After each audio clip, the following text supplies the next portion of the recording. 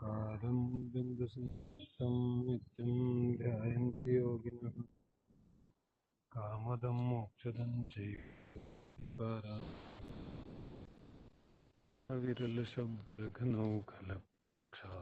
चैकलभूतलमलक्ष विरूपासिततीर्था सरस्वती ज्ञानतिमिरान्धानां चक्षुरुन्मीलितं येन श्रीगुरवे भगवान् वीरो मङ्गलं उत्तमोगणी मङ्गलं कुन्दकुन्दाढ्यो जैनधर्मोऽस्तु मङ्गलम् मङ्गलमाङ्गल्यं सर्वकल्याणकारकं दानं सर्वधर्म जयतो शास्त्रमार्गस्य नेतारं भेतारं कर्म ज्ञातारं विश्वतत्त्वानां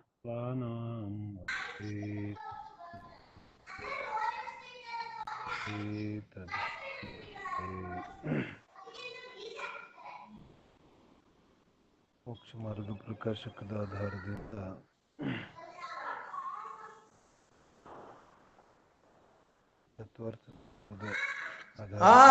ಇರ್ಲಿ ಬಿಡು ಬಂದ ಸೌಂಡ್ ಇದೆ ಅವ್ರ ಮೋಕ್ಷ ಮಾರ್ಗದ ಆಧಾರದಿಂದ ಅವ್ರು ಅಲ್ಲಿ ಏನಾದ್ರು ಸೌಂಡ್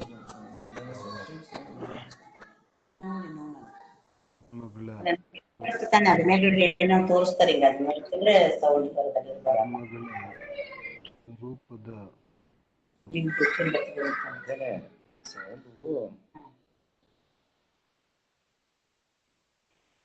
ಕರ್ಮಗಳ ಸ್ವರೂಪವನ್ನು ಆಧರಿಸಿ ಇಂದ ಆಚರಿಸುತ್ತೆ.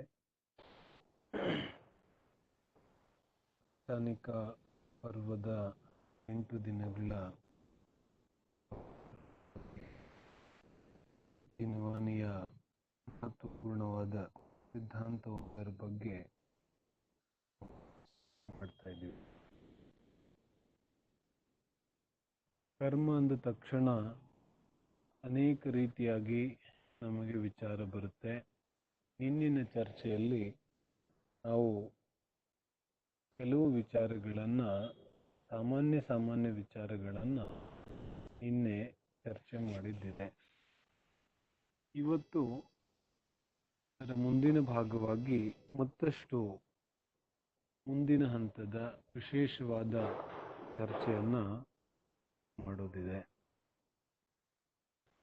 ಕರ್ಮಗಳ ಸ್ವರೂಪದ ವಿಚಾರವಾಗಿ ಜಿನಧರ್ಮದಲ್ಲಿ ಬಹಳ ವಿಸ್ತೃತವಾದ ವರ್ಣನೆ ಇದೆ. ವಾಸ್ತವಿಕವಾಗಿ 14 ಪೂರ್ವಗಳಲ್ಲಿ ಕರ್ಮ ಪ್ರಾಭೃತ ಅನ್ನತಕ್ಕಂತಹ ಒಂದು ವಿಶೇಷವಾದ ಅಧಿಕಾರವೇ ಇದೆ. ಬಹಳ ದೊಡ್ಡದಾದಂತಹ ವಿಸ್ತೃತ ವರ್ಣನೆ ಕರ್ಮಗಳ ಬಗ್ಗೆ ಜಿನಾಗಮದಲ್ಲಿ ಸಿಗುತ್ತೆ.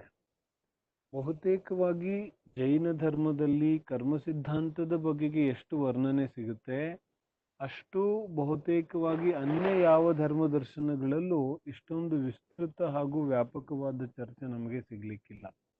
ಅಷ್ಟು ವಿಸ್ತೃತವಾದ ಚರ್ಚೆ ಇದೆ.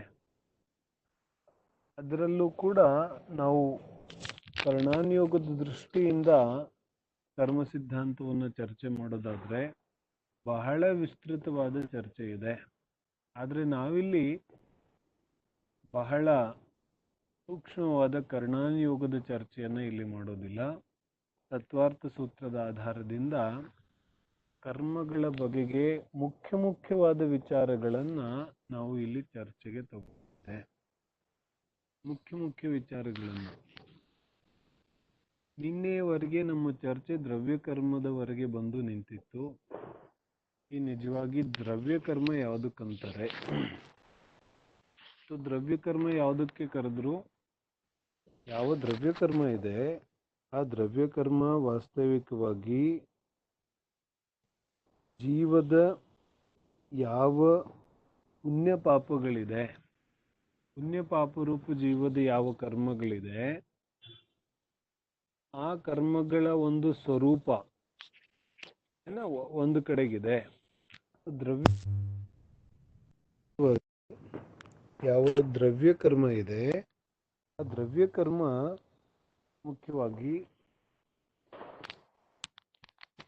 ಯಾವ ಜೀವದ ಪರಿಣಾಮಗಳಿದೆ, ಆ ಪರಿಣಾಮಗಳನ್ನ ನಿಮಿತ್ತವಾಗಿಸ್ಕೊಂಡು ಈ ಲೋಕದಲ್ಲಿರುವಂತಹ ಯಾವ ಪುದ್ಗಲ ಪರಮಾಣುಗಳಿದೆ, ಆ ಪುದ್ಗಲ ಪರಮಾಣುಗಳು ಕರ್ಮರೂಪವಾಗಿ ಪರಿಣಮಿಸೋದಕ್ಕೆ ನಾವು ದ್ರವ್ಯ ಕರ್ಮದ ಬಂಧ ಅಂತ ಕರಿತೇವೆ.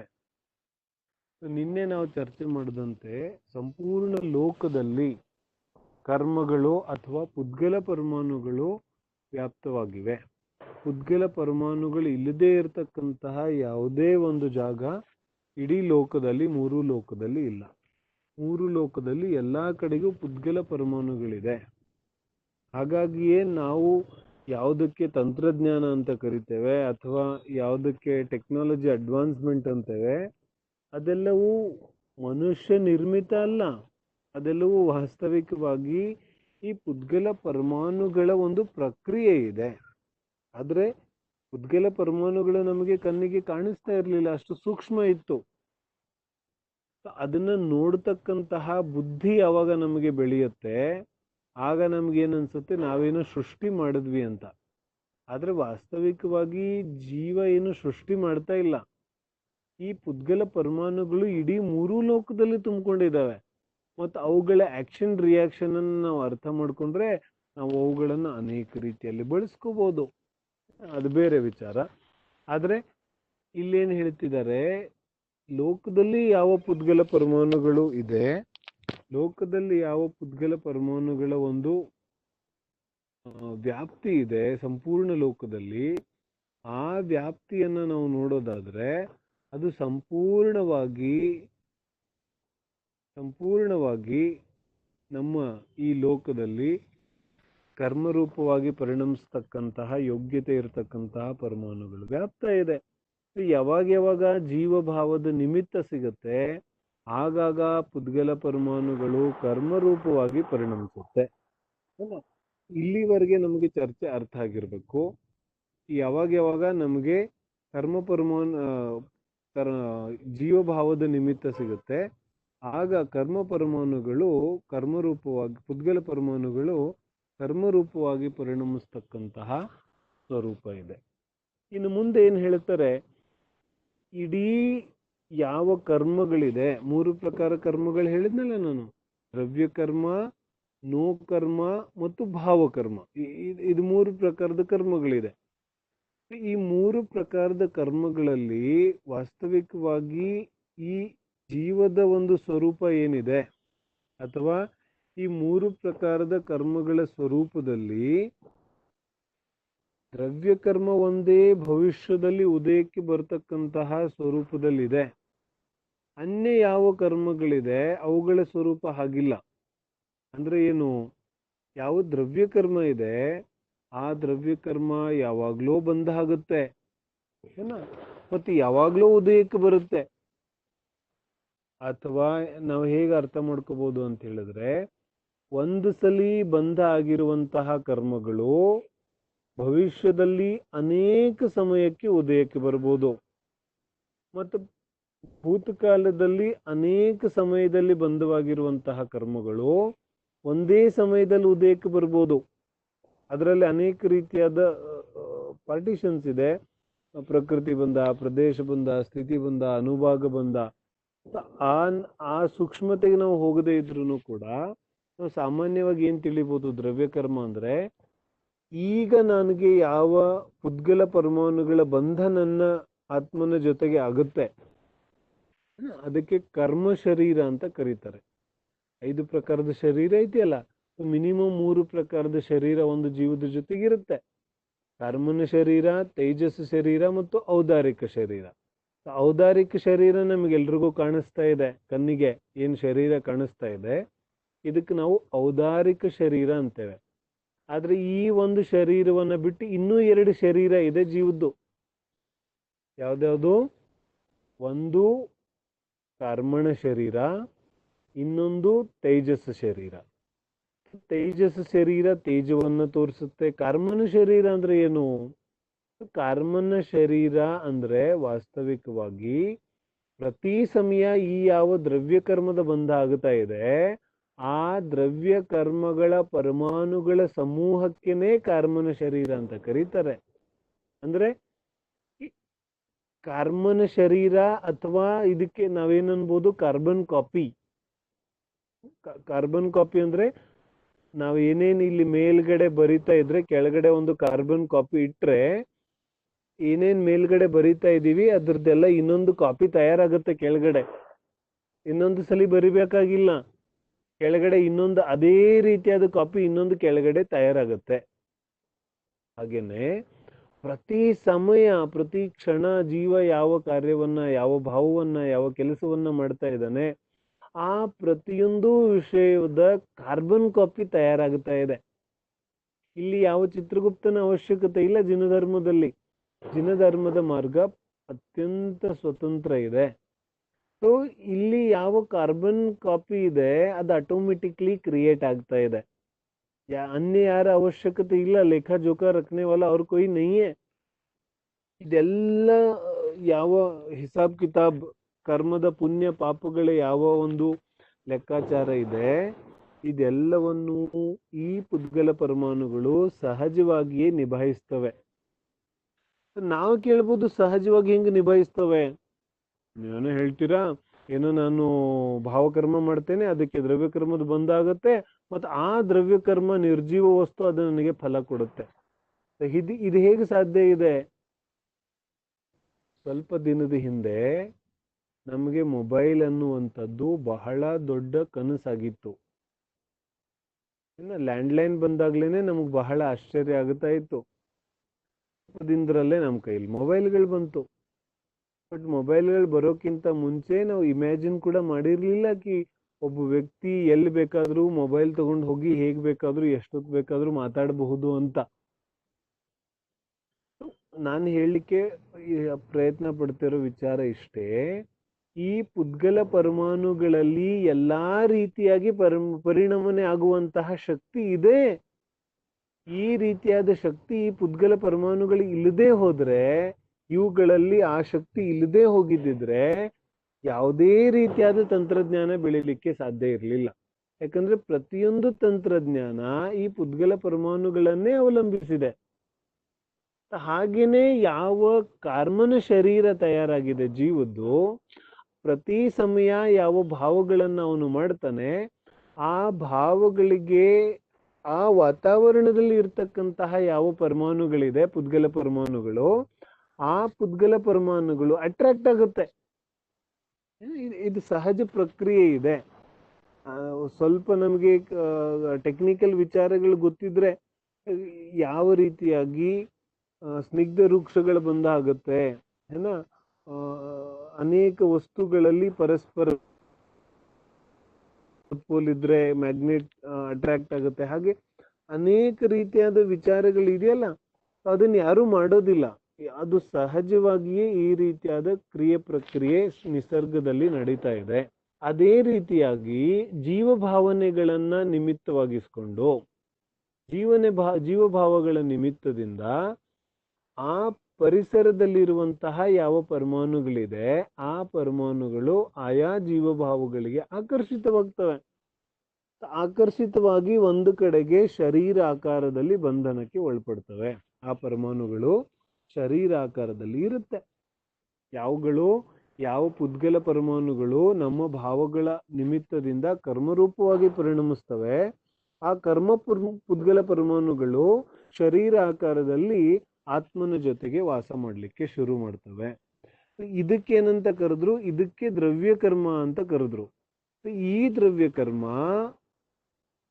ಫಾರ್ ಎಕ್ಸಾಂಪಲ್, ಈ ಸಮಯದಲ್ಲಿ ನಾನು ಒಂದು 10 ಕರ್ಮಗಳನ್ನ ಬಂಧ ಮಾಡ್ತೇನೆ, ಮುಂದಿನ ಇನ್ನೊಂದು 10 ಸಮಯದಲ್ಲಿ ಇನ್ನೊಂದು 10 ಕರ್ಮಗಳು ಬಂಧ ಮಾಡ್ತೇನೆ, ನಾಳೆ ಇನ್ನೊಂದು 10 ಕರ್ಮಗಳು ಬಂಧ ಮಾಡ್ತೇನೆ, ನಾಳಿದ್ದು ಇನ್ನೊಂದು 10 ಕರ್ಮ. ಹೀಗೆ ಅನೇಕ ಸಮಯದಲ್ಲಿ ಬಂಧ ಆಗಿರುವಂತಹ ಕರ್ಮಗಳು ಒಂದೇ ಸಮಯದಲ್ಲಿ ಉದಯಕ್ಕೆ ಬರ್ಬೋದು. ಅಥವಾ ಒಂದೇ ಸಮಯದಲ್ಲಿ ಮಾಡಿರುವಂತಹ 10 ಕರ್ಮಗಳು ವಿಭಿನ್ನ ವಿಭಿನ್ನ 10 ಸಮಯದಲ್ಲಿ ಉದಯಕ್ಕೆ ಬರ್ಬೋದು. ಏನಾದ್ರೂ ಆಗ್ಬೋದು. ಕರ್ಮದ ಉದಯ ಯಾವ ರೀತಿಯಾದ್ರೂ ಬರ್ಬೋದು. ಈ ಭವದಲ್ಲಿ ಮಾಡಿರುವಂತಹ ಕರ್ಮ ಮುಂದಿನ ಭವದಲ್ಲಿ ಉದಯಕ್ಕೆ ಬರ್ಬೋದು. ಅರ್ಥ ಆಗುತ್ತಲ್ಲ?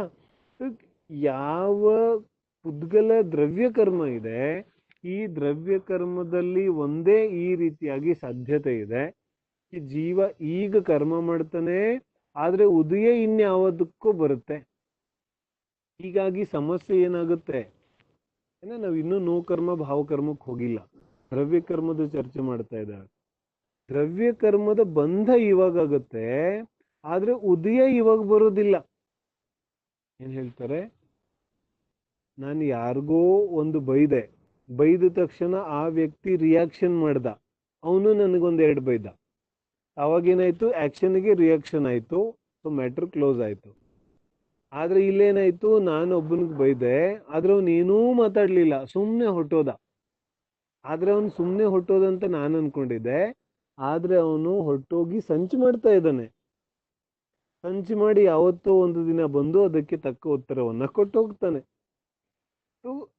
ಈಗೇನಾಗತ್ತೆ ಅಂದ್ರೆ ಅವನು ಸುಮ್ನೆ ಹೊಟ್ಟೋದ್ನಲ್ಲ, ಹಾಗಾಗಿ ಯಾರು ಬೈದಿದ್ನಲ್ಲ ಅವನಿಗೇನು ಅನ್ನಿಸ್ತು, ಇವನ್ಗೆ ಏನ್ ಬೈದ್ರು ಏನ್ ತೊಂದರೆ ಇಲ್ಲ ಬಿಡು, ಇವನೇನು ಮಾತಾಡೋದಿಲ್ಲ, ಟೇಕನ್ ಫಾರ್ ಗ್ರಾಂಟೆಡ್.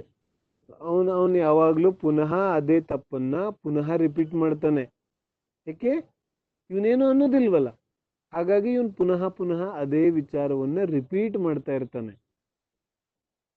ಈ ರೀತಿಯಾಗಿ ಪುನಃ ಪುನಃ ರಿಪೀಟ್ ಮಾಡ್ತಾ ಇದ್ದಾಗ ಏನಾಗುತ್ತೆ, ಇವನು ಪುನಃ ಪುನಃ ತಪ್ಪನ್ನ ಮಾಡ್ತಾ ಇರ್ತಾನೆ. ಹಾಗೇನೆ ಯಾವ ದ್ರವ್ಯ ಕರ್ಮದ ಬಂಧ ಇದೆ, ಆ ಬಂಧ ಮಾಡುವಾಗ ಯಾರಿಗೂ ಕಷ್ಟ ಆಗೋದಿಲ್ಲ. ಪಾಪ ಮಾಡುವಾಗ ಯಾರಿಗೆ ಕಷ್ಟ ಆಗುತ್ತೆ, ಪಾಪ ಮಾಡುವಾಗ ಯಾರಿಗೆ ಬೇಜಾರಾಗುತ್ತೆ, ಯಾರಿಗೂ ಬೇಜಾರಾಗೋದಿಲ್ಲ. ನಗ್ನಗ್ತಾ ಪಾಪ ಮಾಡ್ತಾನೆ, ಅಳ್ತಾ ಅಳ್ತಾ ಅವುಗಳನ್ನ ಕಳೀತಾನೆ. ಪಾಪ ಮಾಡುವಾಗ ಯಾರಿಗೂ ಕಷ್ಟ ಆಗೋದಿಲ್ಲ, ಪಾಪ ಮಾಡುವಾಗ ಯಾರಿಗೂ ಯಾವುದೇ ರೀತಿಯಾದಂತಹ ತೊಂದರೆ ಆಗೋದಿಲ್ಲ. ತುಂಬಾ ಸಂತೋಷವಾಗಿ ಪಾಪ ಮಾಡ್ತಾ ಇರ್ತಾನೆ. ಮತ್ ಪುನಃ ಅದೇ ಪಾಪವನ್ನ ಮಾಡ್ತಾ ಇರ್ತಾನೆ, ಅದೇ ತಪ್ಪನ್ನ ಮಾಡ್ತಾ ಇರ್ತಾನೆ. ಯಾಕೆ ಮಾಡ್ತಾ ಇರ್ತಾನೆ ಅಂತ ಹೇಳಿದ್ರೆ, ಯಾವ ತಪ್ಪನ್ನ ಅವನು ಮಾಡಿದ್ದ ಅದರ ಉದಯ ಇನ್ಯಾವತ್ತೂ ಬರೋದಿದೆ. ನಾವು ನೋಡ್ತೇವೆ, ಸುಮಾರು ಜನ ಈ ರೀತಿ ಹೇಳೋದನ್ನ ಕೇಳಿರ್ತೇವೆ. ನಾನಂತೂ ಬಹಳ ಕೇಳಿದ್ದೇನೆ.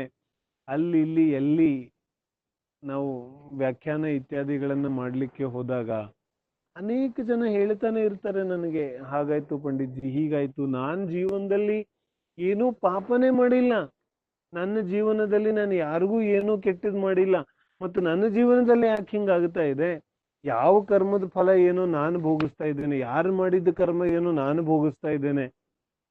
ಹೀಗೆ ಅನೇಕ ಜನ ಹೇಳೋದನ್ನ ನಾನು ಕೇಳಿದ್ದೇನೆ. ಅನ್ಯ ಎಲ್ಲರೂ ಕೂಡ ಐ ಆಮ್ ಶೋರ್ ಕೇಳಿರ್ತೀರಾ. ಇದರಲ್ಲಿ ನಿಜವಾಗಿ ನಾವು ವಿಚಾರ ಮಾಡಕ್ ಹೋದ್ರೆ ನಮಗೆ ದ್ರವ್ಯ ಕರ್ಮದ ಸ್ವರೂಪ ಗೊತ್ತಿಲ್ವಲ್ಲ. ನಾವು ಇವಾಗಿಂದ ಮಾತ್ರ ವಿಚಾರ ಮಾಡ್ತಾ ಇದ್ದೇವೆ. ಆದ್ರೆ ಹಿಂದಿ ಭೂತಕಾಲದಲ್ಲಿ ಯಾವಾಗ ಯಾವ ಸಮಯದಲ್ಲಿ ಯಾವ ರೀತಿಯಾದ ಭಾವನೆಯನ್ನ ಮಾಡಿದ್ದೆ, ಯಾವಾಗ ಯಾವ ಸಮಯದಲ್ಲಿ ಯಾವ ರೀತಿಯಾದ ಪರಿಣಾಮವನ್ನ ಮಾಡಿದ್ದೆ, ಅವಾಗ ಯಾವ ರೀತಿಯಾದ ಕರ್ಮದ ಬಂಧ ಆಗಿತ್ತು ಅನ್ನೋದು ನನಗೆಲ್ಲಿ ಗೊತ್ತಿದೆ. ಆದ್ರೆ ಸ್ವಯಂ ಕಿಯೇ ಜೋ ಕರ್ಮ ಶುಭಾಶುಭ ಫಲ ನಿಶ್ಚಯ ಹಿ ವೇದೇತೆ, करे आप फल दिए अन्य तो स्वयं किए निष्फल होते है ना. मतलब ನಾನು ಮಾಡಿದ ಕರ್ಮಗಳ ಫಲ ನಾನೇ ಅನುಭವಿಸ್ಬೇಕಾಗತ್ತೆ. ಇನ್ಯಾರೋ ಮಾಡಿರೋ ಕರ್ಮವನ್ನ ನಾನು ಅನುಭವಿಸುವಂತಹ ಅನ್ಯಾಯ ಮಾರ್ಗ ಜಿನಧರ್ಮದಲ್ಲಿ ಇಲ್ಲ. ಅವರವರ ಕರ್ಮವನ್ನ ಅವರವರೇ ಅನುಭವಿಸ್ಬೇಕು ಅನ್ನುವಂತಹ ಅನಿವಾರ್ಯತೆ ಜೀವಕ್ಕಿದೆ.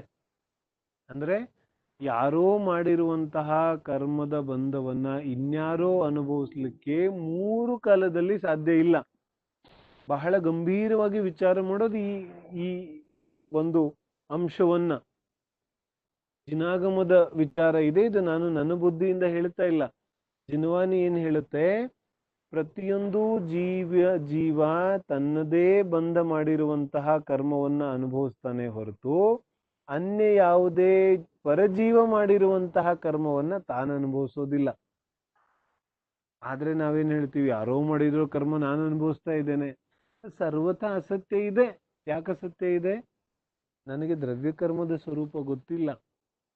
ಈಗ ಯಾವಾಗ್ಲೂ ಮಾಡಿರುವಂತಹ ಕರ್ಮ ಇನ್ಯಾವಾಗ್ಲೂ ಉದಯಕ್ಕೆ ಬರೋದಿದೆ. ಹಾಗಾಗಿ ನನಗೇನನ್ಸುತ್ತೆ, ನಾನು ಮಾಡಿಲ್ಲ ಅನ್ಸುತ್ತೆ. ಆದ್ರೆ ನಾನೇ ಮಾಡಿರೋ ಕರ್ಮ ನಾನೇ ಅನುಭವಿಸ್ಬೇಕಾಗತ್ತೆ. ನಾವು ಪ್ರಪಂಚದಲ್ಲಿ ಹೀಗೂ ಕೇಳ್ತೀವಲ್ಲ, ನಾನಂತೂ ನನ್ನ ಜೀವನದಲ್ಲಿ ಏನೂ ಮಾಡಿಲ್ಲ, ನಾನು ಯಾವತ್ತೂ ಬಸ್ತಿಗೂ ಹೋಗಿಲ್ಲ. ಸುಮಾರು ಜನ ಇರ್ತಾರೆ ಅಂತ ಜನರು ಕೂಡ. ಆದ್ರೂ ಕೂಡ ನಮ್ಮ ಜೀವನದಲ್ಲಿ ಎಲ್ಲ ಒಳ್ಳೇದೇ ಆಗುತ್ತಾ ಇದೆ. ಸೊ ನಾನೇನು ಒಳ್ಳೇದ್ ಮಾಡಿಲ್ಲ, ನಮ್ಮ ತಾತ ನಮ್ಮ ಅಜ್ಜಿ ಅವರೆಲ್ಲ ತುಂಬಾ ಧರ್ಮ ಮಾಡ್ತಿದ್ರು, ಅವ್ರೇನೋ ಮಾಡಿರೋ ಧರ್ಮ ನನಗೊಂದ್ ಸ್ವಲ್ಪ ಬಂದಿದೆ, ಅವ್ರು ಮಾಡಿರೋ ಧರ್ಮದ ಫಲ ನನಗ್ ಸಿಗ್ತಾ ಇದೆ ಅಂತ ಮಾತಾಡೋದು ಕೂಡ ನಾವು ಕೇಳಿರ್ತೇವೆ. ಆದ್ರೆ ಇದು ಜಿನ ಧರ್ಮಕ್ಕೆ ವಿರುದ್ಧ ಇದೆ. ಯಾರೋ ಮಾಡಿರೋ ಪುಣ್ಯ ಪಾಪವನ್ನ ನಾನು ಅನುಭವಿಸ್ಲಿಕ್ಕೆ ಹೇಗೆ ಸಾಧ್ಯ ಇದೆ? ಅಚ್ಚಾ, ಯಾರೋ ಮಾಡಿರೋ ಪಾಪವನ್ನ ನಾನು ಅನುಭವಿಸ್ಲಿಕ್ಕೆ ತಯಾರಿದ್ದೀನೇನು ವಿಚಾರ ಮಾಡೋದು.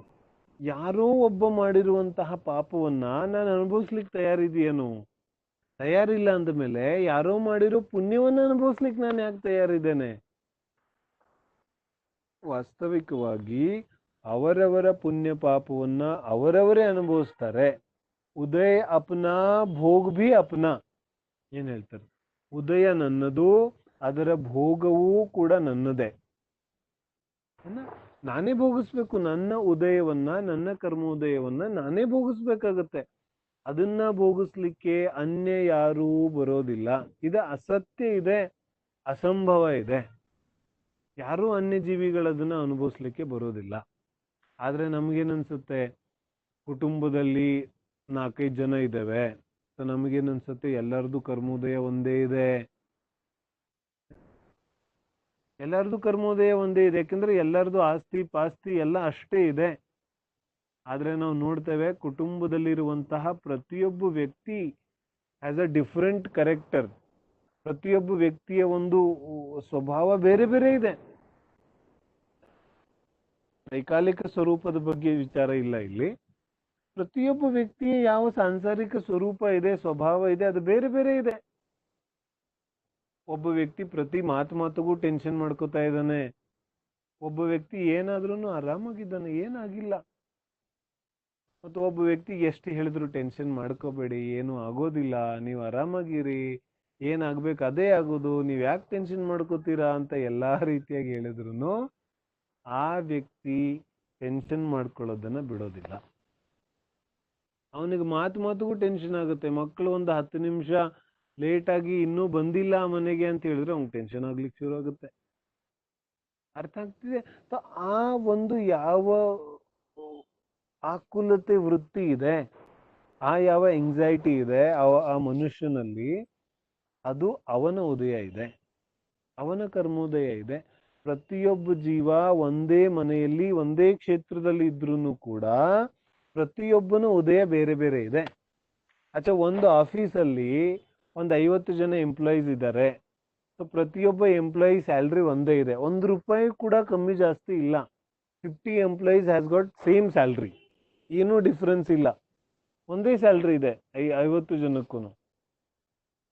ಹಾಗಾದ್ರೆ 50 ಜನರ ಫೀಲಿಂಗ್ಸ್ ಒಂದೇ ರೀತಿಯಾಗಿರುತ್ತೇನು? ಏನ್ ಹೇಳ್ತಾರೆ? ಎಲ್ಲರ ಪರಿಣಾಮಗಳು, ಎಲ್ಲರ ಅನುಭೂತಿಗಳು, ಎಲ್ಲರ ಎಕ್ಸ್ಪೀರಿಯನ್ಸ್ ಎಲ್ಲವೂ ವಿಭಿನ್ನವಾಗಿರುತ್ತೆ ಅವರವರ ಉದಯಕ್ಕೆ ಅನುಸಾರವಾಗಿ. ಉದಯ ಅನ್ನೋದು ವೈಯಕ್ತಿಕ ಇದೆ, ಯಾಕಂದ್ರೆ ಬಂಧವೂ ಕೂಡ ವೈಯಕ್ತಿಕ ಇದೆ. ಬಂಧ ವೈಯಕ್ತಿಕ ಇದೆ, ಉದಯ ಕೂಡ ವೈಯಕ್ತಿಕ ಇದೆ. ಒಂದು ವೇಳೆ ಬಂಧ ಸಾಮೂಹಿಕ ಇದ್ದಿದ್ರೆ ಉದಯ ಕೂಡ ಸಾಮೂಹಿಕ ಇರ್ತಿತ್ತು. ಅನೇಕ ಜನರಿಗೆ ಅನ್ಸುತ್ತೆ, ನಾವು 10 ಜನ ಸೇರಿ ಒಂದು ಜಿನ ಮಂದಿರ ಕಟ್ಟುತ್ತೇವೆ, 10 ಜನರಿಗೆ ಒಂದೇ ರೀತಿಯಾದ ಕರ್ಮ ಬಂಧ ಆಗುತ್ತೆ, ಪುಣ್ಯ ಬಂಧ ಆಗುತ್ತೆ. ನೈ, ಐಸಾ ನೈ ಹೋತಾ, ಹೀಗಾಗ್ಲಿಕ್ಕೆ ಸಾಧ್ಯ ಇಲ್ಲ. ಒಂದು 100 ಜನ ಸೇರ್ಬಿಟ್ಟು ಪಂಚ ಕಲ್ಯಾಣಕ್ಕೆ ಮಾಡಿದ್ರು, ಅಥವಾ ಐಸಾ ಸಮझे ना अपन, ಒಂದು ಊರು ಸೇರಿಕೊಂಡು ಒಂದು ಪಂಚಕಲ್ಯಾಣಕ ಪ್ರತಿಷ್ಠಾಪನೆಯನ್ನ ಮಾಡ್ತು. ಊರಿನಲ್ಲಿರುವಂತಹ ಎಲ್ಲಾ ಜನರಿಗೂ ಒಂದೇ ರೀತಿಯಾದ ಕರ್ಮದ ಬಂಧ ಆಗುತ್ತೇನು, ಒಂದೇ ರೀತಿಯಾದ ಪುಣ್ಯ ಬಂಧ ಆಗುತ್ತೇನು? ಇನ್ನು ಈ ರೀತಿ ಆಗೋದಿಲ್ಲ. ಕ್ರಿಯೆ ಸಾಮೂಹಿಕವಾಗಿ ಆಗಿದ್ರು ಕೂಡ ಬಂಧ ವೈಯಕ್ತಿಕ ಇದೆ. ಏನ್ ಹೇಳ್ತಾರೆ? ಕ್ರಿಯೆ ಸಾಮೂಹಿಕವಾಗಿದ್ರು ಕೂಡ ಬಂಧ ವೈಯಕ್ತಿಕ ಇದೆ. ಬಂಧ ವೈಯಕ್ತಿಕ ಇರೋದ್ರಿಂದ ಉದಯ ವೈಯಕ್ತಿಕ ಇದೆ. ಅರ್ಥ ಆಗುತ್ತೆ? ಅಧ್ಯಾಯ ಮಾಡ್ತಾ ಇದ್ದೀವಿ ನಾವೆಲ್ಲರೂ ಸ್ವಾಧ್ಯಾಯ ಮಾಡುವಾಗ ಸ್ವಾಧ್ಯಾಯದಲ್ಲಿ ಅನೇಕ ಜನ ಸೇರಿದ್ದೇವೆ. ಈ ಅನೇಕ ನಾವೇನು ಸ್ವಾಧ್ಯಾಯದಲ್ಲಿ ಸೇರಿದ್ದೇವೆ, ಇದರಲ್ಲಿ ಯಾರಿಗೆ ಎಲ್ಲರಿಗೂ ಒಂದೇ ರೀತಿಯಾದ ಫಲ ಸಿಗುತ್ತೇನೋ, ಒಂದೇ ರೀತಿಯಾದ ಪುಣ್ಯದ ಬಂಧ ಆಗುತ್ತಾ ಇದೆಯೇನೋ ಅಂತ ಹೇಳ್ತಾರೆ. ಆ ರೀತಿ ಆಗ್ಲಿಕ್ಕೆ ಸಾಧ್ಯ ಇಲ್ಲ. ಕಾರ್ಯ ಸಾಮೂಹಿಕ ಆಗಿದ್ರು ಕೂಡ ಬಂಧ ವೈಯಕ್ತಿಕ ಇದೆ. ಅವರವರ ಪರಿಣಾಮಗಳಿಗೆ ಅನುಸಾರವಾಗಿ ಬಂಧ ಆಗುತ್ತೆ. ಆ ಬಂಧ ಸಾಮೂಹಿಕವಾಗಿ ಆಗ್ಲಿಕ್ಕೆ ಸಾಧ್ಯ ಇಲ್ಲ. ಹಾಗಾಗಿ ವೈಯಕ್ತಿಕ ಬಂಧ, ವೈಯಕ್ತಿಕ ಉದಯ, ಇದನ್ನ ನಾವು ಸ್ಪಷ್ಟವಾಗಿ ತಿಳಿಬೇಕಾಗುತ್ತೆ. ಹಾಗಾಗಿ ಪುಣ್ಯ ಇರ್ಲಿ ಅಥವಾ ಪಾಪ ಇರ್ಲಿ, ಅವರವರ ಪುಣ್ಯ ಪಾಪವನ್ನ ಅವರವರೇ ಅನುಭವಿಸ್ತಾರೆ. ಅನ್ಯ ಯಾರು ಅನುಭವಿಸ್ಲಿಕ್ಕೆ ಸಾಧ್ಯ ಇಲ್ಲ ಅನ್ನೋದನ್ನ ನಾವು ತಿಳಿಬೇಕಾಗುತ್ತೆ. ಯಾಕಂತ ಹೇಳಿದ್ರೆ ಈ ಯಾವ ಕರ್ಮಗಳಿದೆ, ಈ ಕರ್ಮಗಳನ್ನ ಹೇಳಿದ್ನಲ್ಲ, ಕಾರ್ಬನ್ ಕಾಪಿ ತಯಾರಾಗ್ತಾ ಇದೆ. ಕರ್ಮನ ಶರೀರ ನಮ್ಮ ಜೊತೆಗೆ ಯಾವಾಗ್ಲೂ ಇದೆ. ಔದಾರಿಕ ಶರೀರ ಹೊಟ್ಟೋದ್ರೂ ಈ ಗತಿಯಿಂದ ಇನ್ನೊಂದು ಗತಿಗೆ ಹೋಗ್ಬೇಕಾದ್ರೆ ನಮ್ಮ ಜೊತೆಗೆ ಯಾವಾಗ್ಲೂ ಕರ್ಮನ ಶರೀರ ಇದ್ದೇ ಇರುತ್ತೆ. ಕರ್ಮನ ಮತ್ತು ತೇಜಸ್ಸು ಶರೀರಗಳು ಯಾವಾಗ್ಲೂ ಜೀವದ ಜೊತೆಗೆ ಇದ್ದೇ ಇರುತ್ತೆ, ಸಿದ್ಧಾವಸ್ಥೆ ಆಗೋವರೆಗೂ. ಯಾಕಂದ್ರೆ ಆ ಕಾರ್ಬನ್ ಕಾಪಿ, ಅವನೇನು ಪುಣ್ಯ ಪಾಪಗಳನ್ನ ಮಾಡಿದಾನೆ ಅದೆಲ್ಲವೂ ಅವನ ಜೊತೆಗೆ ಸುತ್ತಾ ಇರುತ್ತೆ ಯಾವಾಗ್ಲೂ. ಅದ್ಯಾವತ್ತೂ ಅವನನ್ನ ಬಿಟ್ಟು ಹೋಗೋದಿಲ್ಲ. ಅನಾದಿ ಕಾಲದಿಂದ ದಿಸ್ ಕಾರ್ಬನ್ ಕಾಪಿ, ಈ ಯಾವ ಕಾರ್ಬನ್ ಕಾಪಿ ಇದೆ, ಇದು ಯಾವಾಗ್ಲೂ ಜೀವನ ಜೊತೆಗೆ ಇದೆ. ಇದು ಯಾವತ್ತೂ ಜೀವನ ಬಿಟ್ಟು ಹೋಗೋದೇ ಇಲ್ಲ. ಮೊದಲಾಗಿದ್ದು ಉದಯಕ್ಕೆ ಬಂದ್ರೆ ಅದು ಡಿಲೀಟ್ ಆಗುತ್ತೆ, ಮತ್ತೆ ಹೊಸ ಕಾರ್ಬನ್ ಕಾಪಿ ರೆಡಿ ಆಗುತ್ತಾನೆ ಇರುತ್ತೆ. ಇದು ಯಾವತ್ತೂ ನಾಶ ಆಗೋದಿಲ್ಲ ಸಿದ್ಧಗತಿ ಆಗೋವರೆಗೆ. ಹಾಗಾಗಿ ಮತ್ತೆ ಅವನವನ ಕರ್ಮವನ್ನ ಅವನವನೇ ಅನುಭವಿಸ್ಬೇಕು ಅಂತ ಆದಾಗ ಏನಾಗುತ್ತೆ, ಕರ್ಮಗಳ ಒಂದು ನೈತಿಕ ಸ್ವರೂಪ ಕೂಡ ನಮಗೆ ತಿಳಿಯುತ್ತೆ. ಯಾಕಂದ್ರೆ ಅನ್ಯ ದೇವಿ ದೇವತೆಗಳು ನಮಗೆ ಫಲಗಳನ್ನ ಕೊಡೋದಾಗಿದ್ದಿದ್ರೆ, ಅನ್ಯ ದೇವಿ ದೇವತೆಗಳು ನನಗೆ ಪುಣ್ಯ ಪಾಪ ರೂಪ ಫಲವನ್ನ ಕೊಡೋದಾದ್ರೆ, ವರವನ್ನ ಕೊಡೋದಾದ್ರೆ, ಶಾಪವನ್ನ ಕೊಡೋದಾಗಿದ್ದಿದ್ರೆ ಅಲ್ಲಿ ಸಮಸ್ಯೆ ಉಂಟಾಗ್ತಿತ್ತು. ಯಾಕಂದ್ರೆ ಯಾರೋ ಇನ್ನೊಬ್ಬ ವ್ಯಕ್ತಿ ನನಗೆ ದೇವ ದೇವಿ ಯಾರಾದ್ರೂ ನನಗೆ ಫಲ ಕೊಡೋ ಹಾಗಿದ್ರೆ ದೇವ ಅಥವಾ ದೇವಿಯನ್ನ ನಾನು ಒಲಿಸ್ಕೋಬಹುದು, ಅವರನ್ನ ಪ್ರಸನ್ನಗೊಳಿಸ್ಬೋದು. ಈ ರೀತಿ ಅನೇಕ ಕಥೆಗಳು ಕೂಡ ನಾವು ಕೇಳಿರ್ತೇವೆ. ದೇವ ಪ್ರಸನ್ನನಾಗಿ ವರ ಕೊಟ್ಟ, ಅಥವಾ ಕುಪಿತನಾಗಿ ಶಾಪ ಕೊಟ್ಟ ಅಂತ ಹೇಳಿ.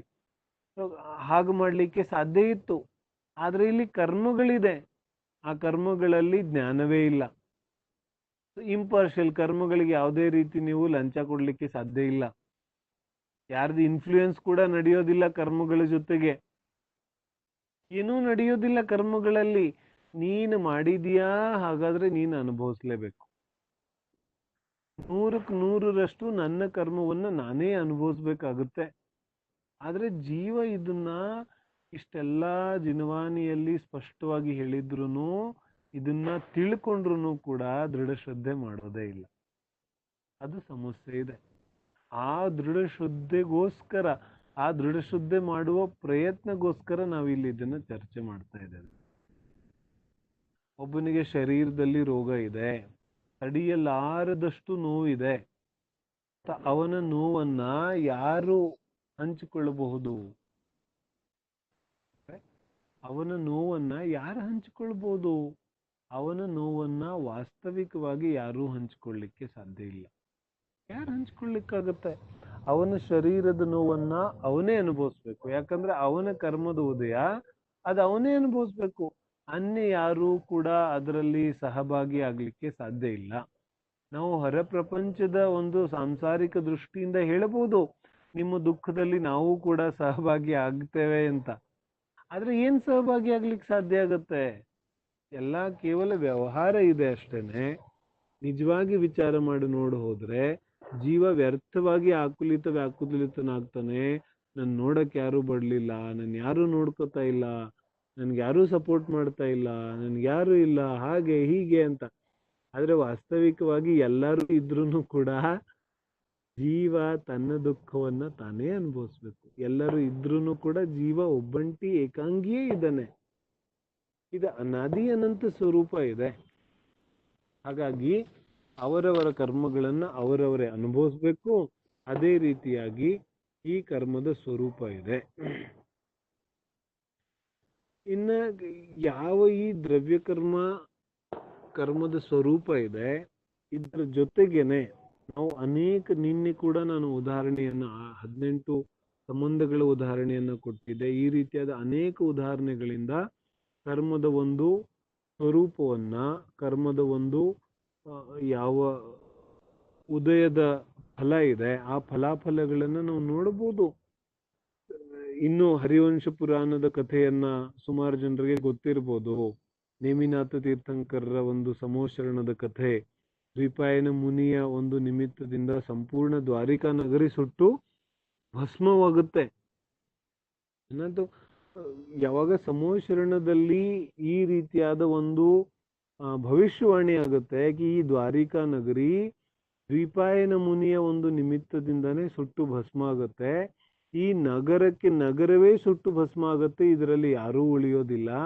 ಇದರಲ್ಲಿ ಕೃಷ್ಣ ಮತ್ತು ಬಲದೇವ ಇಬ್ರು ಉಳಿತಾರೆ, ಇನ್ನೆಲ್ಲರೂ ಸುಟ್ಟು ಭಸ್ಮ ಆಗ್ತಾರೆ ಅಂತ ಹೇಳಿದವರಿಗೆಲ್ಲ ಆಶ್ಚರ್ಯ ಆಗುತ್ತೆ. ಏನ್ ಹೇಳ್ತಾ ಇದ್ದಾರೆ ಸ್ವಾಮಿ ಅಂತ ಯಾರಿಗೂ ಅರ್ಥ ಆಗೋದಿಲ್ಲ. ಭಯ ಪಟ್ಕೊಂಡು ದ್ವೀಪಾಯನ ಮುನಿ ದ್ವಾರಿಕಾ ನಗರಿಯನ್ನ ಬಿಟ್ಟು ಸಾವಿರಾರು ಕಿಲೋಮೀಟರ್ ದೂರ ಹೊರಟೋಗ್ಬಿಡ್ತಾರೆ. ದ್ವಾರಿಕಾ ನಗರದಲ್ಲಿ ರಾಜ ಸಂಪೂರ್ಣ ನಗರದಲ್ಲಿ ಮದ್ಯಪಾನವನ್ನ ನಿಷೇಧ, ಯಾಕಂದ್ರೆ ಸಂವತ್ಸರಣದಲ್ಲಿ ಅದಕ್ಕೆ ನಿಮಿತ್ತ ಕೂಡ ಈ ದ್ವಾರಿಕಾ ನಗರಿ ಭಸ್ಮ ಆಗ್ಲಿಕ್ಕೆ ನಿಮಿತ್ತ ಮಧ್ಯ ನಿಮಿತ್ತ ಆಗತ್ತೆ ಅಂತ ಭವಿಷ್ಯವಾಣಿ ಆಗಿದ್ದರಿಂದ ಸಂಪೂರ್ಣ ನಗರದಲ್ಲಿ ಮದ್ಯ ನಿಷೇಧವನ್ನ ಮಾಡಿಬಿಡ್ತಾನೆ. ಇಷ್ಟೆಲ್ಲ ಆಗತ್ತೆ. ಈ ಕರ್ಮೋದಯದ ಭವಿಷ್ಯವಾಣಿ ನಡೆಯೋದು ಅನ್ನೋದು ಸ್ವರೂಪ ಇದೆ. ಆದ್ರೆ ತಪ್ಪಿಸ್ಬೇಕು ಅಂತ ದ್ವೀಪಾಯನ ಮುನಿ 12 ವರ್ಷಗಳ ವನವಾಸವನ್ನ ತಗೊಂಡು ಅನ್ಯ ಕಡೆಗೆ ಹೊರಟು ಬಿಡ್ತಾರೆ. 12 ವರ್ಷಗಳ ಆದ್ಮೇಲೆ ಇನ್ನೇನು 12 ವರ್ಷ ಆಗೋಯ್ತಲ್ಲ, ದ್ವೀಪಾಯನ ಮುನಿಗೆ ತುಂಬಾ ಖುಷಿ ಆಯ್ತು. 12 ವರ್ಷ ಆಗೋಯ್ತು, ನಮ್ಮ ದ್ವಾರಿಕಾ ನಗರಿ ಏನು ಸುಟ್ಟು ಭಸ್ಮ ಆಗ್ಲಿಲ್ಲ. ಸೊ ನೋಡೋಣ ನಡೀರಿ, ದ್ವಾರಿಕಾ ನಗರಿ ಹೇಗಿದೆ, ಏನಾಗಿದೆ, ಯಾವ ರೀತಿಯಾಗಿದೆ ನೋಡೋಣ ಅಂತ ಹೊರಡುತ್ತಾನೆ. ಆದ್ರೆ ಏನಾಗಿತ್ತು, ಈ ತಿಥಿಗಳ ಒಂದು ಕ್ಯಾಲ್ಕುಲೇಷನ್ ಇದೆಯಲ್ಲ, ಅದರಲ್ಲಿ ಅವ್ರು ತಪ್ಪು ಮಾಡ್ಬಿಟ್ಟಿದ್ರು. ತಿಥಿ ನಾವು ಈಗ ಇಯರ್ ಮಂತ್ ಡೇಟ್ ಎಲ್ಲ ಕ್ಯಾಲ್ಕುಲೇಟ್ ಮಾಡ್ತೀವಲ್ಲ, ಹಾಗೆ ಕ್ಯಾಲ್ಕುಲೇಟ್ ಮಾಡುವಾಗ ತಿಥಿಗಳಲ್ಲಿ ತಪ್ಪಾಗಿದ್ದರಿಂದ ಅವರು ದ್ವಾರಿಕಾ ನಗರಿಗೆ ಬಂದಾಗ ಇನ್ನೂ 12 ವರ್ಷಗಳು ಮುಗಿದಿರ್ಲಿ. ಏನಾಯ್ತು, ಆ ಕಡೆಯಿಂದ ಯದುವಂಶದ ರಾಜಕುಮಾರರೆಲ್ಲ ಒಂದು ರಥದಲ್ಲಿ ಸವಾರರಾಗಿ ಆಮೋದ ಪ್ರಮೋದದಿಂದ ವಿನೋದವನ್ನು ಮಾಡಿಕೊಂಡು ಬರ್ತಾ ಇದ್ರು. ಮತ್ತೆ ಪಕ್ಕದಲ್ಲಿ ಏನಾಗತ್ತೆ, ಒಂದು ಬಾವಿಯಲ್ಲಿ ತುಂಬಾ 12 ವರ್ಷಗಳಿಂದ ಎಲ್ಲ ಇಟ್ಟಿದಂತಹ ಯಾವ ಸರಾಯಿ ಇತ್ತು ಅದು ಸಿಗತ್ತೆ. ಬಾಯಾರಿಕೆಯಿಂದ ನೀರಂತ ಕುಡಿತಾರೆ. ಸೊ ತಲೆಗೆ ಮತ್ತೆ ಇರುತ್ತೆ. ಆ ಮತ್ತಿನಲ್ಲಿ ದ್ವೀಪಾಯನ ಮುನಿಯ ಉಪಹಾಸ್ಯವನ್ನ ಮಾಡ್ತಾರೆ. ಮತ್ತು ಉಪಹಾಸ್ಯ ಮಾಡಿದ ತಕ್ಷಣ ಏನಾಗುತ್ತೆ, ಆ ದ್ವೀಪಾಯನ ಮುನಿಯ ಶರೀರದಿಂದ ಆಹಾರಕ ಶರೀರ ಮತ್ತೊಂದು ಶರೀರ ಹೊರಟು ಇಡೀ ನಗರವನ್ನೇ ಸುಟ್ಟು ಭಸ್ಮ ಮಾಡಿಬಿಡುತ್ತೆ. ಕೃಷ್ಣ ಅರ್ಧ ಚಕ್ರವರ್ತಿ ಏನೂ ಮಾಡ್ಲಿಕ್ಕೆ ಆಗೋದಿಲ್ಲ. ಬಲದೇವ ಎಂತ ದೊಡ್ಡ ಶಕ್ತಿ, ಏನೂ ಮಾಡ್ಲಿಕ್ಕೆ ಆಗೋದಿಲ್ಲ. ಒಂದು ರಥದ ಚಕ್ರವನ್ನು ಹೊರಗಡೆ ತೆಗಿಲಿಕ್ಕೆ ಸಾಧ್ಯ ಇಲ್ಲ. ತಮ್ಮ ತಂದೆ ತಾಯಿಗಳನ್ನ ರಕ್ಷಣೆ ಮಾಡ್ಕೊಳ್ಳಿಕ್ಕೆ ಆ ಚಕ್ರವರ್ತಿ ಕೈಯಿಂದ ಕೂಡ ಸಾಧ್ಯ ಆಗ್ಲಿಲ್ಲ. ವಿಚಾರ ಮಾಡೋದು ನಾವೇನಂತೀವಿ, ಅನೇಕ ಸಂಯೋಗಗಳನ್ನ ಸಂಗ್ರಹ ಮಾಡ್ತೇವೆ. ಎಲ್ಲಾ ರೀತಿಯ ಯಾವ ಹಾಸ್ಪಿಟಲ್ ಬೇಕು ನಿಮಗೆ, ಎಂತೆಂತ ದೊಡ್ಡ ಹಾಸ್ಪಿಟಲ್ ಬೇಕು, ಅಪೋಲೋ ಬೇಕು, ಫೋರ್ಟಿಸ್ ಬೇಕು, ಯಾವ ಹಾಸ್ಪಿಟಲ್ ಬೇಕು, ಎಲ್ಲಿ ಬೇಕು, ಏನ್ ಬೇಕು, ಎಲ್ಲಾ ರೀತಿಯಾದ ಸಂಯೋಗಗಳನ್ನ ನಾನು ಸಂಗ್ರಹಿಸ್ಲಿಕ್ಕೆ ತಯಾರಿದ್ದೇನೆ. ಮತ್ತೇನಂತೇನೆ, ಇನ್ನೇನು ಆಗ್ಲಿಕ್ಕೆ ಸಾಧ್ಯ ಇಲ್ಲ, ಎಲ್ಲಾ ರೀತಿಯಾದ ಬಂದೋಬಸ್ತ್ ಇದೆ ನನ್ನ ಹತ್ರ. ಆದ್ರೆ ನಿಜವಾಗ್ಲೂ ನಾವು ನೋಡಿದ್ದೇವೆ, ಇದೆಲ್ಲವೂ ಮಾಡಿಯೂ ಕೂಡ ನಾವು ಅಸಹಾಯಕರಾಗಿ ಉಳಿದು ಬಿಡ್ತೇವೆ. ಯಾವಾಗ ಕರ್ಮದ ಉದಯ ತನ್ನ ಉದಯವನ್ನು ತೋರಿಸುತ್ತೆ, ಆಗ ನಾವು ಅಸಹಾಯಕರಾಗಿ ಉಳಿಬೇಕಾಗುತ್ತೆ. ಎಷ್ಟೇ ಹಣವನ್ನ ನಾವು ವ್ಯಯ ಮಾಡಿದ್ರೂ ಕೂಡ ಆ ಜೀವವನ್ನ ನಾವು ಉಳಿಸ್ಲಿಕ್ಕೆ ಸಾಧ್ಯ ಆಗೋದಿಲ್ಲ. ನಾವು ನೋಡ್ತೇವೆ ಇಂತಹ ಎಷ್ಟೋ ಪ್ರಸಂಗಗಳನ್ನ. ವಾಸ್ತವಿಕವಾಗಿ ನಾವು ಎಲ್ಲಾ ಪ್ರಯತ್ನಗಳನ್ನ ಮಾಡ್ತೇವೆ, ನಮಗೆ ಅಭಿಮಾನ ಇದೆ ನಮ್ಮ ಸಂಯೋಗಗಳದ್ದು, ಆದ್ರೆ ನಮ್ಮ ಸಂಯೋಗಗಳು ನಮ್ಮ ಮಾತನ್ನ ಕೇಳೋದಿಲ್ಲ. ಆ ಸಂಯೋಗಗಳು ನಮ್ಮ ಕರ್ಮೋದಯದ ಮಾತನ್ನ ಕೇಳುತ್ತೆ. ಹಾಗಾಗಿ ಹೀಗಾಗಿ ಈ ದ್ರವ್ಯ ಕರ್ಮದ ಯಾವ ಉದಯ ಇದೆ, ಇದರ ಒಂದು ಸ್ವರೂಪ ಬಹಳ ವಿಸ್ತೃತ ಇದೆ. ನಾನು ಸ್ವಲ್ಪ ಐಡಿಯಾ ಮಾತ್ರ ಕೊಡ್ತಾ ಹೋಗ್ತಾ ಇದ್ದೇನೆ ನಿಜವಾಗ್ಲೂ ದ್ರವ್ಯ ಕರ್ಮದ ಉದಯ ಯಾವ ರೀತಿಯಾಗಿ ಇರುತ್ತೆ ಅಂತ. ಇದೇ ರೀತಿಯಾಗಿ ಪ್ರತಿ ಕ್ಷಣ ಪ್ರತಿ ಸಮಯ ಯಾವೆಲ್ಲ ರೀತಿಯಾದ ಘಟನೆಗಳು ನಮ್ಮ ಜೊತೆಗೆ ನಡೀತಾ ಇದೆ, ಯಾವೆಲ್ಲ ರೀತಿಯಾದ ಪರಿಣಾಮಗಳು ನಮಗೆ ಉತ್ಪನ್ನ ಆಗುತ್ತಾ ಇದೆ, ಅದೆಲ್ಲವೂ ಕೂಡ ಕರ್ಮದ ಉದಯದಿಂದನೇ ನಡೀತಾ ಇದೆ. ಕರ್ಮದ ಉದಯ ಯಾವ ರೀತಿಯಾಗಿದೆ ಆ ರೀತಿಯಾಗಿನೇ ನಮ್ಮ ಪರಿಣಾಮಗಳ ಉತ್ಪತ್ತಿ ಹಾಗೂ ಯಾವ ಸಂಯೋಗಗಳಿದೆ ಅದು ಸಿಗುತ್ತಾ ಹೋಗ್ತಾ ಇದೆ. ಸೊ ಇದು ದ್ರವ್ಯ ಕರ್ಮ ಇದೆ. ಇನ್ನು ನಾವು ಭಾವಕರ್ಮ, ನೋಕರ್ಮ ಮತ್ತು ಭಾವಕರ್ಮವನ್ನ ನೋಡೋದಿದೆ. ಭಾವಕರ್ಮ ಎಲ್ಲರಿಗೂ ಸಾಮಾನ್ಯವಾಗಿ ಗೊತ್ತಾಗುತ್ತೆ. ಭಾವಕರ್ಮ ಕರ್ಮ ಇದೆ, ಆದ್ರೆ ಕರ್ಮ ಯಾವ ರೀತಿಯದು ಫಿಸಿಕಲ್ ಆಕ್ಟಿವಿಟಿ ಅಲ್ಲ, ಬಾಡಿಲಿ ಆಕ್ಟಿವಿಟೀಸ್ ಅಲ್ಲ. ಭಾವಕರ್ಮ ಎಮೋಷನಲ್ ಯಾವ ಒಂದು ಸ್ವರೂಪ ಇದೆ ಅಂದ್ರೆ ಮೋಹ, ರಾಗ, ದ್ವೇಷ, ಅಸೂಯೆ, ಕಷಾಯ. ಹರಿಭದ್ರ ಸೂರ್ಯ ಆಚಾರ್ಯರನ್ನ ಯಾರೋ ಒಬ್ಬರು ಹೋಗಿ ಕೇಳ್ತಾರೆ, ಮುಕ್ತಿ ಅಂದ್ರೆ ಏನ್ ಸ್ವಾಮಿ, ಯಾವ್ದನ್ನ ನಾವು ನಿಜವಾಗ್ಲೂ ಮುಕ್ತಿ ಅಂತ ಕರಿಬಹುದು ಅಂತ. ಸೊ ಹರಿಭದ್ರ ಸ್ವಾಮಿ ಹೇಳ್ತಾರೆ, ಯಾವುದೇ ಮತಭೇದ ಇಲ್ಲ, ಯಾವುದೇ ಪಂಗಡವನ್ನಲ್ಲ, ಯಾವುದೇ ಮತವನ್ನ ಬಿಡೋದ್ರಿಂದ ಅಲ್ಲ, ಯಾವುದೇ ಪಂಗಡವನ್ನ ಬಿಡೋದ್ರಿಂದ ಅಲ್ಲ, ಯಾವುದೇ ವಸ್ತುವನ್ನ ಬಿಡೋದ್ರಿಂದ ಮುಕ್ತಿ ಸಿಗೋದಿಲ್ಲ. ಪ್ರಪಂಚದಲ್ಲಿ ಏನೂ ಬಿಟ್ಟರು ಮುಕ್ತಿ ಸಿಗೋದಿಲ್ಲ. ಆದ್ರೆ ಪ್ರಪಂಚದಲ್ಲಿ ಕಷಾಯ ಪರಿಣಾಮಗಳನ್ನ ಬಿಟ್ರೆ ಖಂಡಿತವಾಗಿಯೂ ಮುಕ್ತಿ ಸಿಗುತ್ತೆ. ಕಷಾಯ ಮುಕ್ತಿ ಮುಕ್ತಿ ಕಷಾಯ ಮುಕ್ತಿಯನ್ನು ಹೇಳ್ತಾರೆ ಹರಿಭದ್ರ ಸ್ವಾಮಿ. ಅಂದ್ರೆ ನಿಜವಾಗ್ಲೂ ಕಷಾಯದಿಂದ ಮುಕ್ತಿ ಆದ್ರೆ ಮುಕ್ತಿ ಖಂಡಿತವಾಗಿಯೂ ಆಗುತ್ತೆ. ಅದೇ ನಿಜವಾದ ಮುಕ್ತಿ ಇದೆ. ಸೊ ಭಾವಕರ್ಮ ಅಂದ್ರೆ ಏನು? ಈ ಕಷಾಯ ಪರಿಣಾಮಗಳು ಮೋಹ, ರಾಗ, ದ್ವೇಷ, ಕ್ರೋಧ, ಮಾನ, ಮಾಯ, ಲೋಭ, ಹಾಸ್ಯ, ರತಿ, ಅರತಿ, ಶೋಕ, ಭಯ, ಜುಗುಪ್ಸೆ, ಸ್ತ್ರೀ ವೇದ, ಪುರುಷ ವೇದ, ನಪುಂಸಕ ವೇದ ಇತ್ಯಾದಿ ಯಾವ ಕಷಾಯ ಪರಿಣಾಮಗಳಿದೆ, ಪುಣ್ಯ ಪಾಪರೂಪ ಪರಿಣಾಮಗಳಿದೆ, ಇದೆಲ್ಲದಕ್ಕೂ ನಾವು ಭಾವಕರ್ಮ ಅಂತ ಕರಿತೇವೆ. ಭಾವಕರ್ಮ ಇಸ್ ಈಕ್ವಲ್ ಟು ಮೋಹ, ರಾಗ, ದ್ವೇಷ. ಏನ ಭಾವಕರ್ಮ ಅಂದ್ರೆ ಮೋಹ, ರಾಗ, ದ್ವೇಷ. ಮೋಹ, ರಾಗ, ದ್ವೇಷ ಅದಕ್ಕೆ ನಾವು ಭಾವಕರ್ಮ ಅಂತೇವೆ. ಮೋಹ, ರಾಗ, ದ್ವೇಷಗಳು ಯಾಕೆ ಉತ್ಪನ್ನ ಆಗುತ್ತೆ? ಮೋಹ, ರಾಗ, ದ್ವೇಷಗಳು ಉತ್ಪನ್ನ ಆಗ್ಲಿಕ್ಕೆ ಏನಾದ್ರೂ ಕಾರಣ ಬೇಕಲ್ಲ. ಕ್ರೋಧ, ಮಾನ್, ಮಾಯ, ಲೋಭಗಳು ಯಾಕಾದ್ರೂ ಉತ್ಪನ್ನ ಆಗುತ್ತೆ ನನ್ನಲ್ಲಿ? ಈ ಕ್ರೋಧ ಹುಟ್ಟಲಿಕ್ಕೆ ಏನಾದ್ರೂ ಕಾರಣ ಬೇಕಲ್ಲ. ಹೇಳ್ತಾರೆ ಆ ಕಾರಣ ದ್ರವ್ಯ ಕರ್ಮ ಇದೆ. ಅಂದ್ರೆ ದ್ರವ್ಯ ಕರ್ಮದ ಉದಯದಿಂದ ಅಥವಾ ದ್ರವ್ಯ ಕರ್ಮದ ಉದಯದ ನಿಮಿತ್ತದಿಂದ ಭಾವಕರ್ಮಗಳು ಉತ್ಪನ್ನ ಆಗುತ್ತೆ. ಅಂದ್ರೆ ಬೇಸಿಕಲಿ ಈ ಭಾವಕರ್ಮಕ್ಕೆ ಕಾರಣ ದ್ರವ್ಯ ಕರ್ಮ ಇದೆ. ಅಂದ್ರೆ ಹಿಂದಿನ ಕಾಲದಲ್ಲಿ ನಾನ್ಯಾವ ಕರ್ಮವನ್ನ ಮಾಡಿದ್ದೆ ಅದು ಯಾವ ರೀತಿಯಾಗಿ ಉದಯಕ್ಕೆ ಬರುತ್ತೆ ಆ ರೀತಿಯಾಗಿ ಫಲವನ್ನು ಕೊಡುತ್ತೆ. ಆ ರೀತಿಯಾದ ಯಾವ ಫಲ ಸಿಗುತ್ತೆ ಆ ಫಲದಿಂದ ಪುನಃ ಭಾವಕರ್ಮ ಆಗುತ್ತೆ, ಪುನಃ ಭಾವಕರ್ಮದ ಬಂಧ ಆಗುತ್ತೆ. ಸೊ ಆ ಯಾವ ಭಾವಕರ್ಮದ ಬಂಧ ಇದೆ ಆ ಭಾವಕರ್ಮದ ಬಂಧದ ಒಂದು ಸ್ವರೂಪವಾಗಿ ನಾವು ಅಥವಾ ಅದನ್ನ ಗಣನೆಗೆ ತಗೊಳ್ಳಿಕ್ಕೆ ಅದನ್ನ ಭಾವಕರ್ಮ ಅಂತ ವಿಭಜನೆ ಮಾಡ್ತೀವಿ. ಮೋಹ, ರಾಗ, ದ್ವೇಷಕ್ಕೆ ಭಾವಕರ್ಮ ಅಂತ ಕರೀತಾರೆ. ಇನ್ನ ಈ ದ್ರವ್ಯ ಕರ್ಮ ಮತ್ತು ಭಾವಕರ್ಮಗಳ ನಡುವೆ ಇರೋದೇ ನೋ ಕರ್ಮ ಇದೆ. ನೋ ಕರ್ಮ ವಾಸ್ತವಿಕವಾಗಿ ಕರ್ಮ ಅಲ್ಲ. ಫಸ್ಟ್ ಆಫ್ ಆಲ್ ಏನ್ ಹೇಳ್ತಾರೆ, ನೋ ಕರ್ಮ ನಿಜವಾಗ್ಲೂ ಕರ್ಮವೇ ಅಲ್ಲ. ಅದಕ್ಕೆ ನೋ ಕರ್ಮ ಅಂದ್ರು. ನೋ ಅಂದ್ರೆ ಏನು? ಕಿಂಚಿತ್, ಸ್ವಲ್ಪ. ಕರ್ಮ ಅಂದ್ರೆ ಕರ್ಮ ಅಂದ್ರೆ ಕಿಂಚಿತ್ ಕರ್ಮ ಇದೆ ಅಂದ್ರೆ ಅದು ಕರ್ಮ ಅಲ್ಲ, ಯಾವುದೋ ಒಂದು ದೃಷ್ಟಿಯಿಂದ ಅದಕ್ಕೂ ಕೂಡ ಕರ್ಮ ಅಂತ ಕರೀತಾ ಇದ್ದಾರೆ. ಪ್ರಾಕ್ಟಿಕಲಿ ಯಾವ ನೋ ಕರ್ಮ ಇದೆ ಇದು ಕರ್ಮ ಅಲ್ಲ. ಮತ್ತೇನು ನೋ ಕರ್ಮ ಅಂದ್ರೆ? ಹಾಗಾದ್ರೆ ಹೇಳ್ತಾರೆ ನೋ ಕರ್ಮ ಅಂದ್ರೆ ನೌಕರ್ ಇರ್ತಾರಲ್ಲ, ನೌಕರಿ, ಯಾರು ನಮ್ಮ ಕೆಲಸವನ್ನು ಮಾಡಿಕೊಡ್ಲಿಕ್ಕೆ ಸರ್ವಂಟ್ ಇದ್ದಾರೆ, ಆ ಸರ್ವಂಟ್ ಯಾವ ರೀತಿಯಾಗಿ ಕೆಲಸ ಮಾಡ್ತಾನೆ ಅದೇ ರೀತಿಯಾಗಿ ಈ ನೋ ಕರ್ಮಗಳು ಕೆಲಸ ಮಾಡುತ್ತೆ. ಅಂದ್ರೆ ಯಾವ ರೀತಿಯಾದ ದ್ರವ್ಯ ಕರ್ಮದ ಉದಯ ಇದೆ.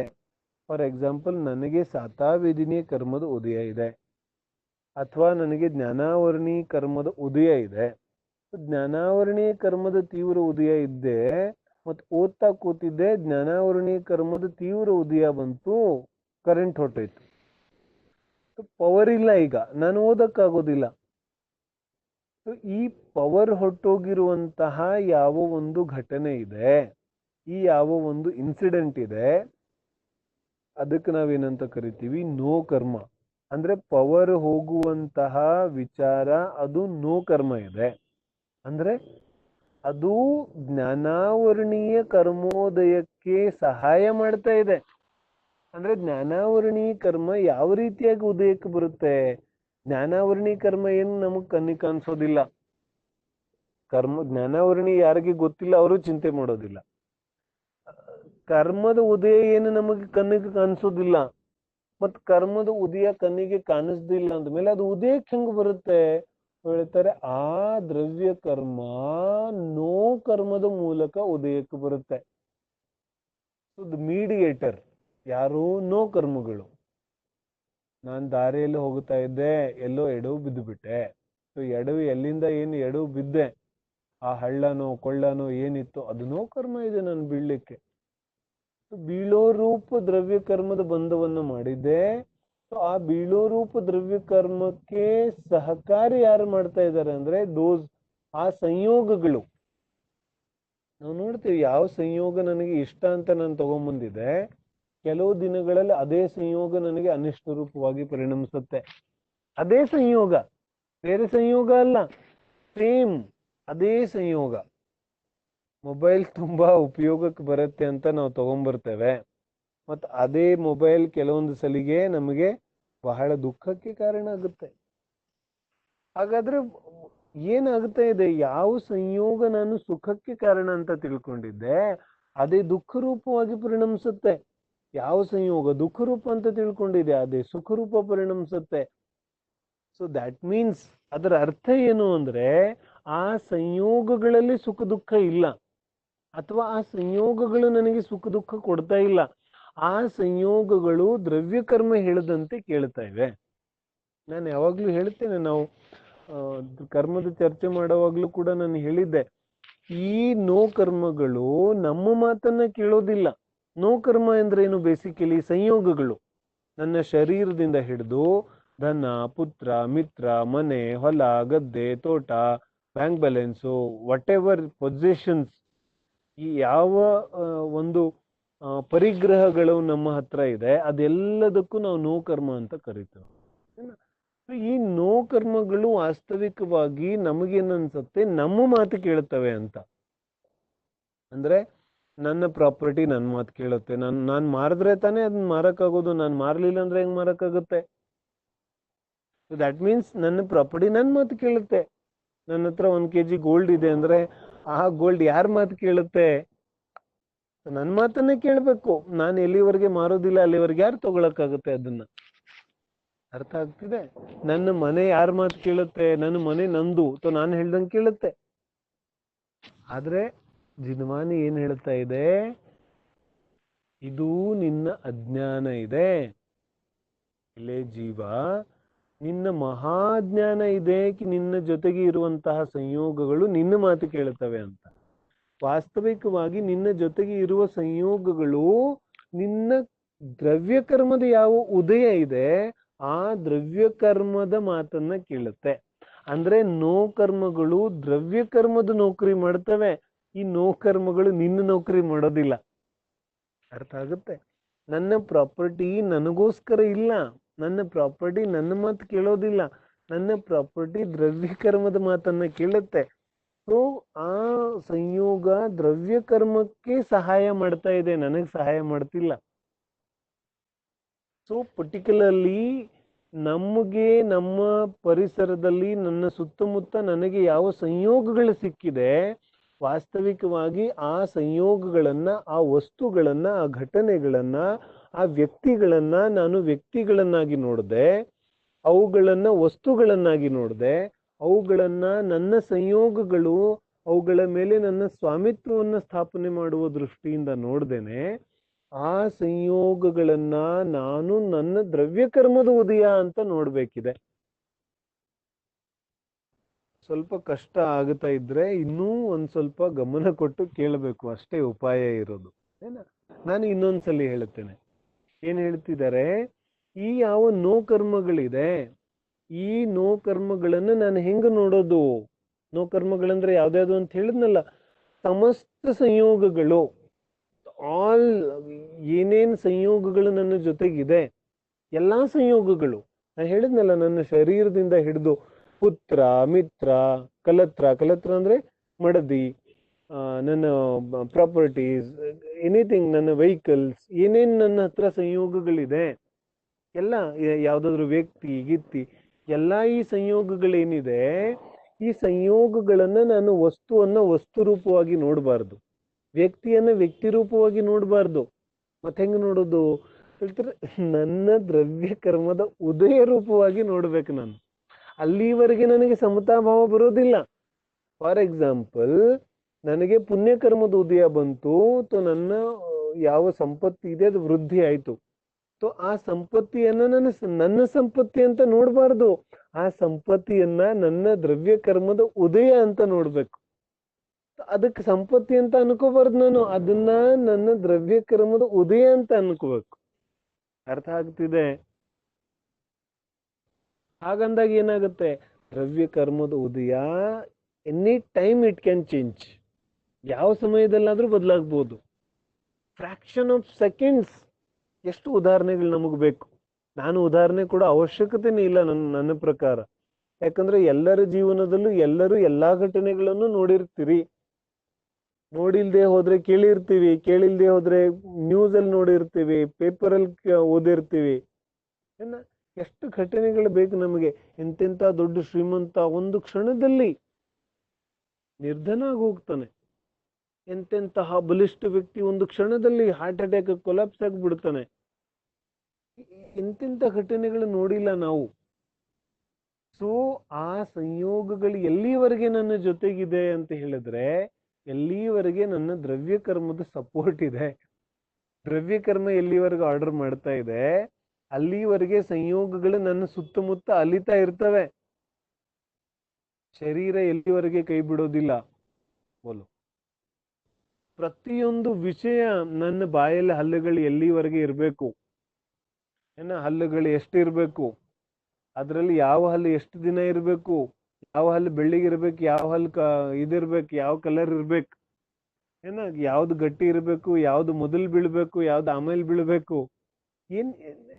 ಅಂದ್ರೆ ಜಸ್ಟ್ ನಮಗ್ ಐಡಿಯಾ ಸಿಗ್ಬೇಕು ದ್ರವ್ಯ ಕರ್ಮ ಅಂದ್ರೆ ಏನು ಅಂತ.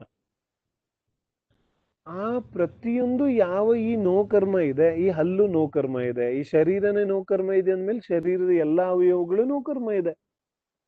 ಕಣ್ಣುಗಳು ಎಷ್ಟು ಸಮಯಕ್ಕೆ ಕಾಣಿಸ್ಬೇಕು, ಎಷ್ಟು ವರ್ಷ ಆದ್ಮೇಲೆ ಕಣ್ಣುಗಳು ಕಾಣಿಸೋದು ನಿಲ್ಬೇಕು, ಕಣ್ಣುಗಳು ಕಾಣಿಸೋದು ಕಮ್ಮಿ ಆಗ್ಬೇಕು, ಕಿವಿ ಕೇಳಿಸೋದು ಕಮ್ಮಿ ಆಗ್ಬೇಕು. ಸುಮಾರು ಜನರಿಗೆ ವೃದ್ಧಾಪ್ಯ ಬಂದ ಮೇಲೂ ಮತ್ ಪುನಃ ಕಿವಿ ಚೆನ್ನಾಗಿ ಕೇಳಿಸ್ಲಿಕ್ಕೆ ಶುರು ಆಗುತ್ತೆ. All the examples are there. ಅಂದ್ರೆ ಉದಯ ಯಾವ ರೀತಿಯಾಗಿರುತ್ತೆ ಆ ರೀತಿಯಾದ ಫಲ ಸಿಗುತ್ತೆ. ಆದ್ರೆ ನಾವು ಫಲವನ್ನ ನೋಡ್ತೇವೆ ಹೊರತು ನಾವು ಉದಯದ ಕಡೆಗೆ ಗಮನವೇ ಕೊಡೋದಿಲ್ಲ. ಸಮಸ್ಯೆ ಇಲ್ಲಿದೆ. ನಮಗೆ ಕರ್ಮದ ಬಗ್ಗೆ ಅರ್ಥ ಆಗಬೇಕಾದ್ರೆ, ಕರ್ಮದ ಅರಿವು ಆಗಬೇಕಾದ್ರೆ ನಾವು ಕರ್ಮದ ಉದಯದ ಕಡೆಗೆ ಗಮನ ಕೊಡಬೇಕು. ಕರ್ಮದ ಯಾವ ಫಲ ಇದೆ ಅದ್ರ ಕಡೆಗೆ ಅಲ್ಲ, ಕರ್ಮದ ಬಂಧ ಮತ್ತು ಉದಯದ ಕಡೆಗೆ ಗಮನ ಕೊಡ್ಬೇಕಾಗುತ್ತೆ. ಯಾವ ರೀತಿ ಅದು ಉದಯ ಬಂದಿದೆ, ಆ ಉದಯ ಒಬ್ಬ ವ್ಯಕ್ತಿ ನನಗೆ ಅನುಕೂಲವಾಗಿದ್ದಾನೆ ಅಂದ್ರೆ ಆ ಅನುಕೂಲ ವ್ಯಕ್ತಿಯನ್ನ ನಾನು ನನ್ನ ಪುಣ್ಯದ ಉದಯ ರೂಪವಾಗಿ ನೋಡ್ಬೇಕು, ಅವನ ವ್ಯಕ್ತಿಯನ್ನಾಗಲ್ಲ. ಅಥವಾ ಒಬ್ಬ ವ್ಯಕ್ತಿ ನನಗೆ ಶತ್ರು ಇದ್ದಾನೆ, ನನಗೆ ವಿರುದ್ಧ ಇದ್ದಾನೆ ಅಂದ್ರೆ ಅವನನ್ನ ನನ್ನ ಶತ್ರುವಾಗಿ ನೋಡಬಾರ್ದು, ಅವನನ್ನು ಕೂಡ ನನ್ನ ದ್ರವ್ಯ ಕರ್ಮ ಅಂತಾನೆ ನೋಡ್ಬೇಕು. ಅರ್ಥ ಆಗುತ್ತೆ. ಈ ವ್ಯಕ್ತಿಗಳನ್ನ, ವಸ್ತುಗಳನ್ನ ವ್ಯಕ್ತಿ ಅಂತ ನೋಡ್ದೇನೆ, ವಸ್ತು ಅಂತ ನೋಡ್ದೇನೆ, ಇವರನ್ನೆಲ್ಲ ನನ್ನ ದ್ರವ್ಯ ಕರ್ಮ ಅಂತ ನಾನು ನೋಡ್ಬೇಕಾಗತ್ತೆ. ಆಗ ನನಗೆ ಶತ್ರುನಲ್ಲಿ ದ್ವೇಷ ಬುದ್ಧಿ ಬರೋದಿಲ್ಲ, ಮಿತ್ರನಲ್ಲಿ ಬಹಳ ರಾಗ ಬುದ್ಧಿ ಬರೋದಿಲ್ಲ. ಅವಾಗ್ಲೇನೆ ನಾನು ವೀತರಾಗಿ ಆಗ್ಲಿಕ್ಕೆ ಸಾಧ್ಯ ಇದೆ. ಏನ್ ಹೇಳ್ತಾರೆ, ಒಂದು ಹಸುನ ನಾವು ಎಲ್ಲಾದ್ರೂ ಎಳ್ಕೊಂಡು ಕರ್ಕೊಂಡು ಹೋಗ್ಬೇಕಾದ್ರೆ it is really very difficult. ತುಂಬಾ ಕಷ್ಟ ಇದೆ ಒಂದು ಹಸುನ ನಾವು ಎಳ್ಕೊಂಡು ಹೋಗೋದಾದ್ರೆ. ಬಹುಶಃ ಅದನ್ನ ಎಳ್ಕೊಂಡು ಹೋಗ್ಲಿಕ್ಕೆ ಶುರು ಮಾಡಿದ್ರೆ ಅದೇ ನಮ್ಮನ್ನ ಎಳ್ಕೊಂಡು ಹೋಗೋ ಸಾಧ್ಯತೆಗಳಿದೆ.